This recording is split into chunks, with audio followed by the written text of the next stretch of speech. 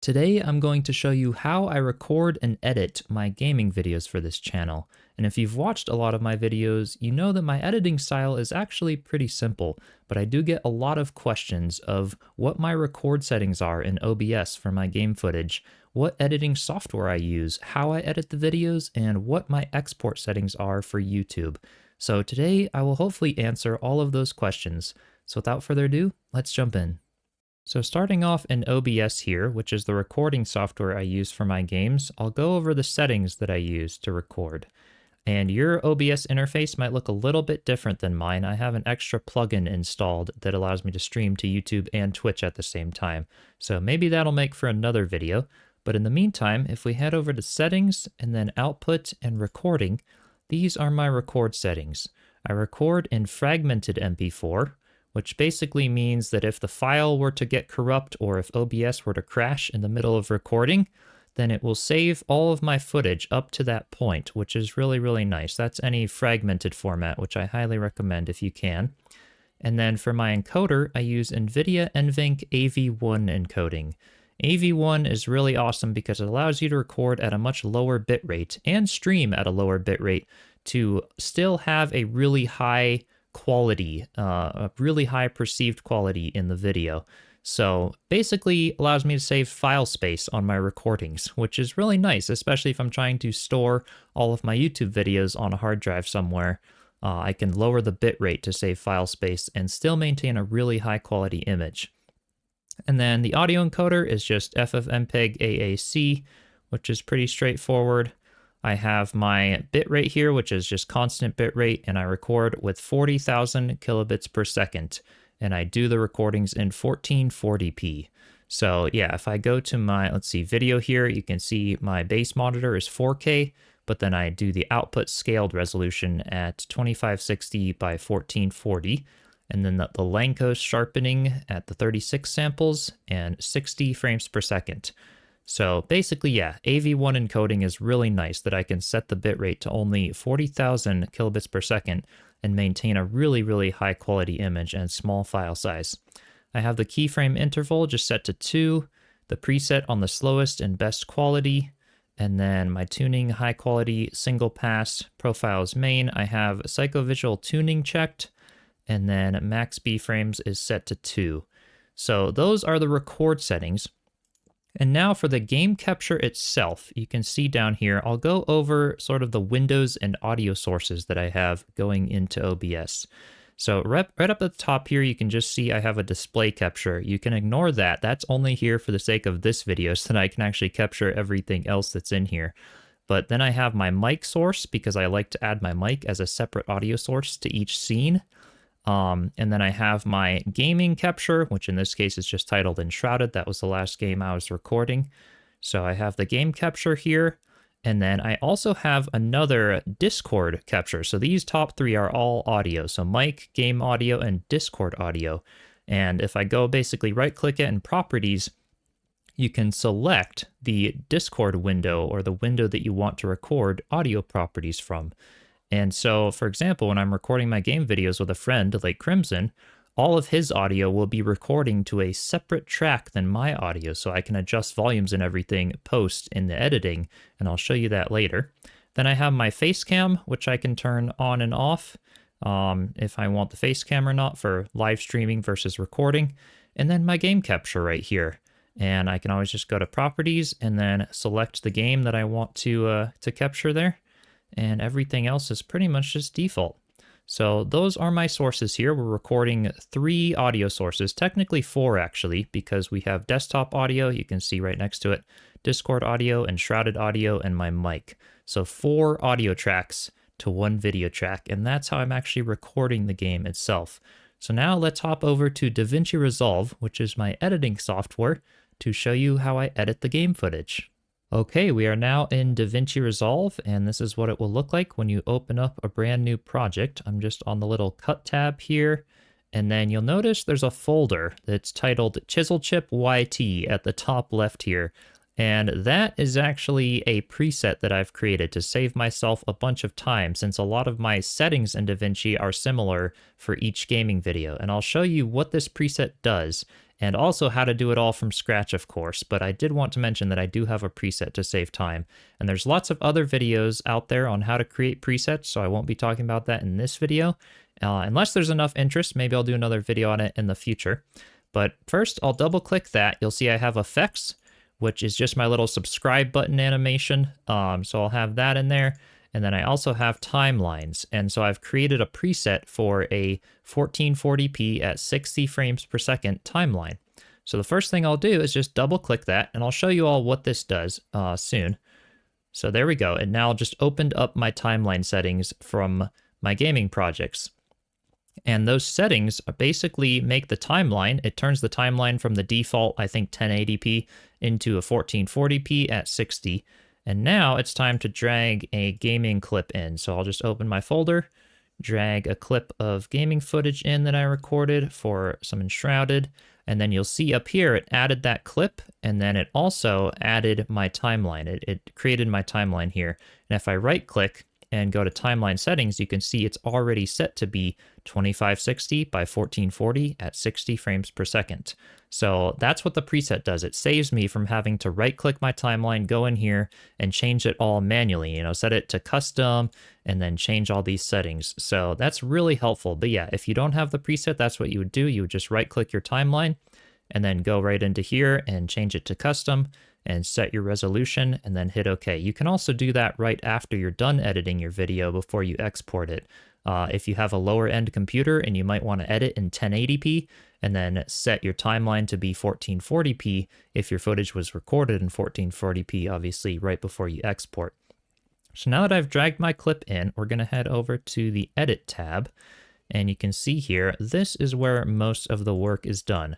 I can just use this little plus and minus arrow, and there's all sorts of keyboard shortcuts and everything for this kind of stuff, but I'm just going to show it pretty simple today. This will kind of zoom in and out of our timeline, which I use quite a lot. And then you can see here how we have, again, the timelines, the effects, everything right up here. So we've got our timeline right there. And this is what the footage will look like when you drag it in. You can see there's the 4 audio tracks. So I have, I've even labeled them here, just again, part of the preset. These won't be labeled for you. It'll just say like A1, A2, A3, etc. But I've just gone ahead and labeled them. So I have the game capture, which is the video track right here. And then my 4 audio capture. So let me actually zoom in a little here so you can see a little bit easier. I have vocals, which is this top line here. I have the game audio, which is this one. Desktop audio, which is almost always empty because it's just kind of a default audio track that is included in OBS. So I don't use it. It can even just mute the track if you want, but it's already muted by default because it didn't record anything to it. And then I have Discord audio, which would be my friend's audio. So you can see little spikes here whenever Crimson talks. Crimson is the friend that I did this video with. So yeah, those are my audio tracks. And now we can get to the editing itself.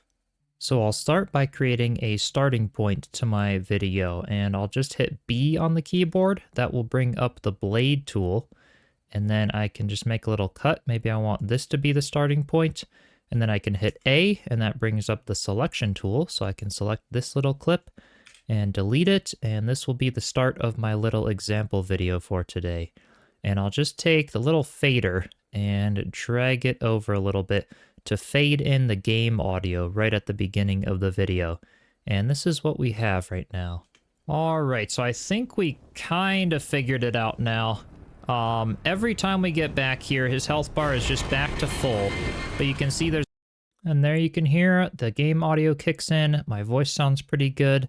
And yeah, that's what we have so far. Now I'll skip ahead to right here. This is where my other friend starts talking, and we can hear how the audio levels compare. Right now I have it set up pretty well, but I'll show you how it was before I made some changes. So let me set everything sort of back to default where I dragged the clip in, and you can hear what this sounds like to get hit by these attacks every time he's doing that. On the very outside of the... So you can hear my friend talking, but he is very, very quiet.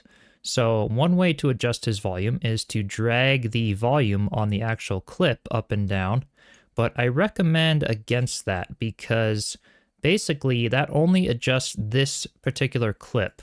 But if you have like a bunch of cuts, so for example, if I had a cut right here, this would only be adjusting this section and not this section. So that's why the easier way to adjust the volume, if the volume is low or high for the entirety of the clip, which in my case it is, his volume was low for the entire recording session. So I'll take the little sliders in my mixer tab and just raise his audio levels up. So let's just hear how this compares now to my voice. I'll try not to get hit by these attacks every time he's doing that. Stand on the very outside of. So that's a lot better, but now one thing you might be noticing is that the audio spikes here in the mixer are going into the red. Pay attention to my voice right here. The damage to his health bar, and you can see that bar is all the way up in the red, as well as my friend's voice here. Outside of the ring, you can deal. It's clipping into the red, and we don't want that. We want it just below the red so that it doesn't get distorted or sound weird. So what I'm going to do is I'm going to adjust my volume down a bit, and I'm going to adjust his volume down just a little bit. Try not to get hit by these attacks. That's looking better. Doing that. On the. His is still a little bit tall, so I'll just bring it down a tiny bit. We're basically just aiming for the little 10 marker on the little volume sliders here. So that's seeming pretty good right here. Not to get hit by these attacks every time he's doing that. On the very. Yeah, I'm liking those levels, and now the one thing though is the game audio is a bit loud because we just had to turn the vocals down. So I'll just take the game audio slider, turn that down just a little bit, and let's try this right here. Let's see, let me just a tiny bit. Try not to get hit by these attacks every time he's doing that. Stand on the very outside of the ring. So that sounds really good to me. I now have all of the volumes adjusted, and that is what is so amazing about just recording everything to its own track, is being able to adjust everything separately. So yeah, I really, really like that. Now I'm going to show you how I basically make a cut in the video and splice two clips together. So again, I'll just take the little blade tool, and let's see, maybe I want to make a cut. Let's make a cut here, and let's make another one maybe right here. I don't like this section right here, so I'm gonna delete it out. And now, one thing that is really prominent about the cut, and another reason why I like to record all of the audio tracks as their own separate track, is listen to this. I'm going to solo the game audio, and you'll hear sort of a harsh transition from one clip to the next. So you can listen to this. I'll raise the volume of the game audio so you can hear it a bit more exaggerated here.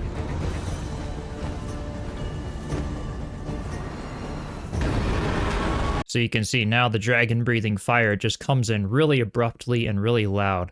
So one thing I like to do is just grab the crossfade, and we'll drag that right over the game audio right down here. And now listen to it. It's going to sound much better and just blend really nicely. There we go. Just smoothly goes into the dragon breathing fire there. So that is a really key thing to do. Again, why I like to have it on its separate audio track to do that little fade. And then another thing, for the transition itself of the video, I'll usually use one of about 3 transitions. The first being no transition at all. It's just cutting to the next clip. And then another transition I'll do is just fade out of the first clip and fade into the next clip, just like this. So it kind of fades to black and then goes into the next clip. And then the third transition is just a simple cross dissolve right here to dissolve and sort of fade into the next clip. Just like so. So these are some easy ways that I cut my footage. Super, super simple. And honestly, simple is best a lot of times. So that is most of what I'll be working with in the actual editing tab. I'm going to just turn my game volume down now. And now we're going to talk about some audio. So I'm going to go to the Fairlight audio section and tell you about the plugins that I have on the vocals, because I do have some plugins on my voice as well as the Discord audio for my friend's voice to make the vocals sound a bit better and a bit cleaner For example, on Discord, the vocals go through a lot of compression and they don't sound very good. So I'm bringing back some of the clarity in those vocals with a few plugins. And you can see I have plugins on both tracks right now because I have the preset set up. So I don't have to add these plugins every time. But if you don't have a preset set just yet, then you can just hit the little plus button. And then this is where you can add all of your plugins onto your vocal track. So you can see from my main vocals here, I have an EQ first and foremost, which is just a FabFilter Pro Q3. And I love the plugins from FabFilter. These are actually purchased separately because I do a lot of music editing and audio engineering and everything. So yeah, I have a lot of other fancy plugins for my music that also happen to work great in DaVinci Resolve. So you won't have this, but you can just use a simple EQ. I also have an EQ on OBS going into it as I record my audio. So I don't really need much EQ, but it's nice just to cut out some of the low frequencies, cut out some of the frequencies that I don't like. For example, on my voice, this frequency right here, I can kind of isolate it and you'll hear the difference of why I don't like the sound of this one.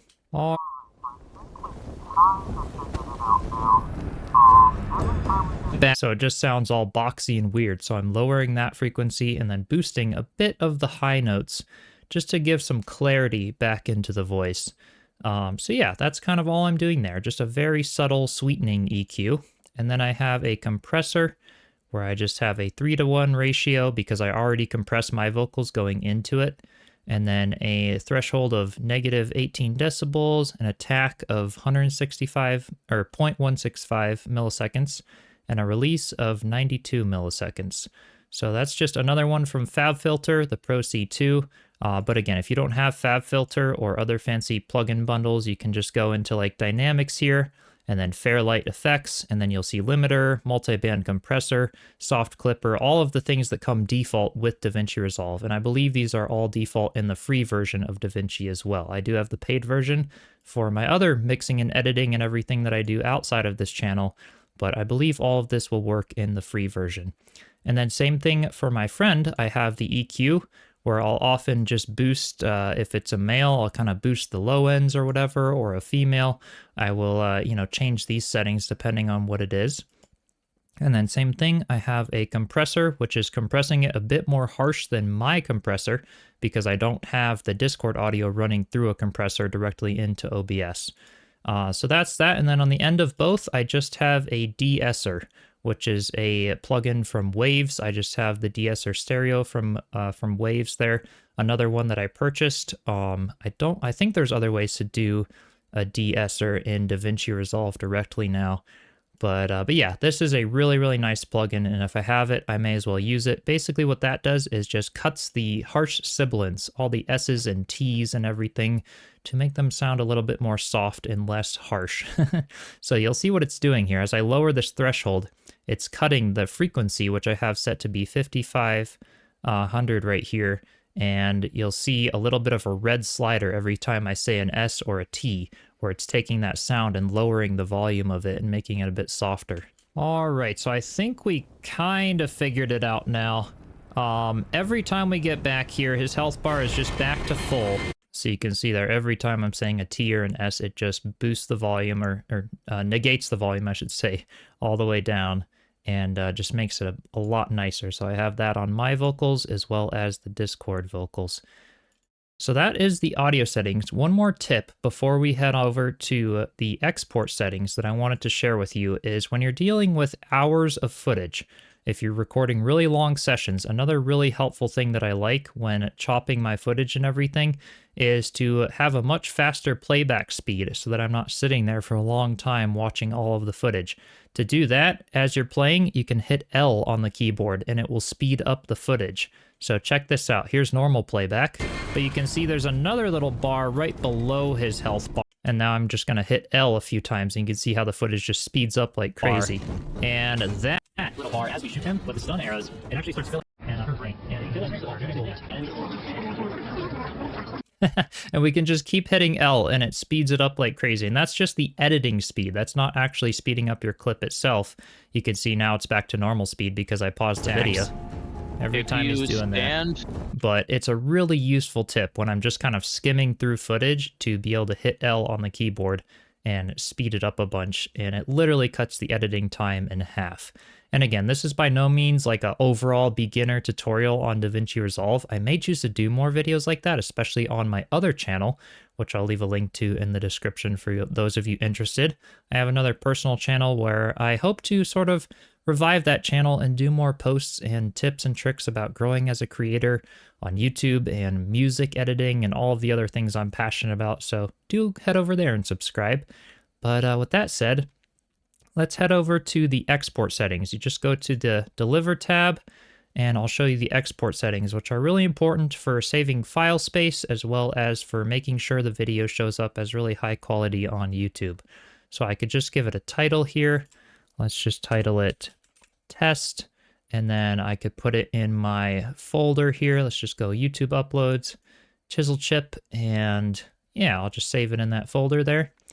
And then I have the video format. I have the file as QuickTime, so a .mov file, which is pretty standard among a lot of platforms. MP4 is like the most standard, but MOV also works on pretty much every platform these days.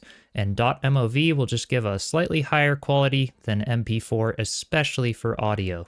So that's why I have it selected as QuickTime instead of MP4. And I could do AV1, just like I'm encoding on OBS, but AV1 is kind of really only accepted on certain platforms right now. So if I ever wanted to share the video with a friend or play the file on a different device, AV1 is still kind of rudimentary at the moment when it comes to other platforms accepting it. For the codec, I just have H.264. Encoder is just auto, but I could just use NVIDIA. It automatically defaults to NVIDIA with the paid version I have, so that it goes nice and fast. And then for resolution, you can see I just have the timeline resolution of 2560 by 1440, and then frames at 60 frames per second. And for the audio, you can just see I have linear PCM and then a 24 bit rate for the bit depth here.